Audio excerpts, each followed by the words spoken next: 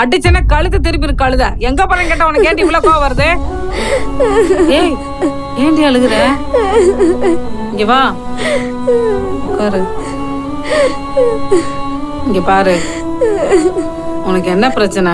என்னன்னுமா சொல்ற? ஒரு பொண்ணா பிறந்ததே பிரச்சனை தான்.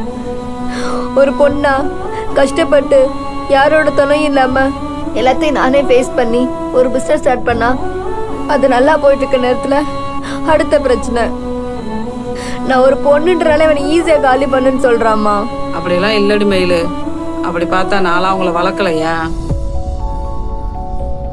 நான் பட்ட கஷ்டத்தெல்லாம் உங்ககிட்ட சொல்ல முடியுமா சொல்லு? எந்த பிரச்சனை வந்தாலும் தைரியமா கையாண்டு உங்களை ஒவ்வொரு நாளும் போராட்டமா தாண்டி வளர்த்தேன்.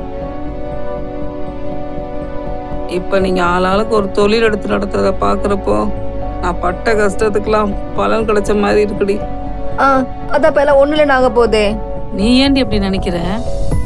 நல்லா கேட்டுக்கோ மயிலு.